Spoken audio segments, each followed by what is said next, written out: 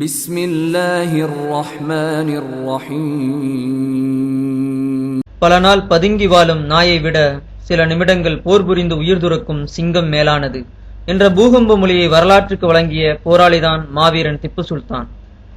இந்திய வரலாறு பல மாவீரர்களை கண்டிருந்தாலும் திப்பு சுல்தானுக்கு இணையான ஒரு விடுதலை போராட்ட வீரனை யாரோடும் ஒப்பிட முடியாது. சிலருக்கு அரசியல் தெரிந்த அளவிற்கு வீரம் இருக்காது, வீரம் இருக்கும் அளவிற்கு ஆட்சி திறன் இருக்காது, ஆட்சி திறன் இருக்கும் அளவிற்கு நிலப்பரப்பு இருக்காது. ஆனால் ஒரு மன்னனுக்கு மற்றும் ஒரு தலைவனுக்கு தேவையான அனைத்து ஆற்றல்களும் அந்த ஆற்றல்களுக்கு ஏற்ற வாய்ப்புகளும் பெற்ற பிறவி தலைவன் திப்பு சுல்தான். பன்முக ஆற்றல் கொண்ட அறிஞன். திப்புவின் தலைமையில் இந்திய விடுதலை போர் தொடங்கியிருந்தால் இந்தியா என்றோ விடுதலை பெற்றிருக்கும் என தனது இளைய இந்தியா பத்திரிகையில் காந்தியடிகள் சிலாகித்து கூறியிருக்கிறார்கள். இவரது தந்தை ஹைதர் அலி, தாயார் பஹுர்னிஷா. பிறந்த நாள் 20-11-1750. விடுதலை உணர்வு திப்புவுக்கு தாய்ப்பாலோடு சேர்த்தே புகட்டப்பட்டது. அவரது தந்தை ஹைதர் அலியும் ஒரு விடுதலை வீரரே. சிறந்த இஸ்லாமிய சிந்தனையாளர், தொழுகையாளர். தனது அரசை இறைவழியில் செயல்படும் அரசு என்றார். தனது வீரர்களை முஜாஹிதீன்கள் என்றார். ஆங்கிலேயருக்கு எதிரான தனது விடுதலை போரை ஜிகாத் என வர்ணித்தார். சட்டத்தின் முன்பு அனைவரும் சமம் என்றார். தவறு செய்த முஸ்லிம்களின் மீது ஷரியத் சட்டப்படி தீர்ப்பு வழங்கினார். மற்றவர்களுக்கு பொது சட்டங்களின் கீழ் தீர்ப்பு வழங்கினார்.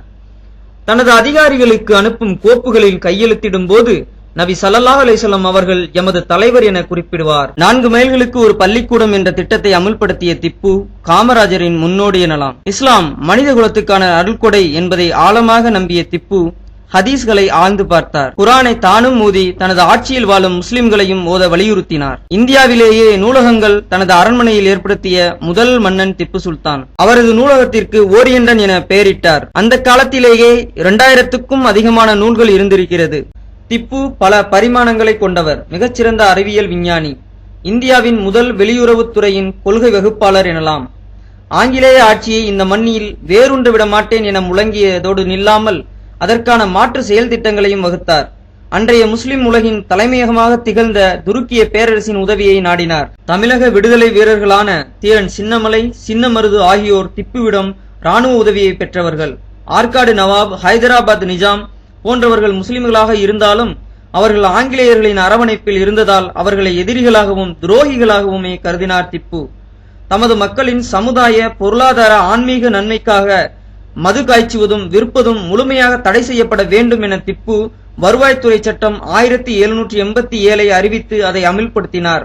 விவசாயம்தான் ஒரு நாட்டின் ஜீவ நாடி என்பதை உணர்ந்திருந்த திப்பு உழுபவனுக்கு நிலம் சொந்தம் என்ற புரட்சிகர திட்டத்தை அமுல்படுத்தினார். 1790 காவிரியின் நடுவே அணை கட்ட அடிக்கல் நாட்டினார் திப்பு.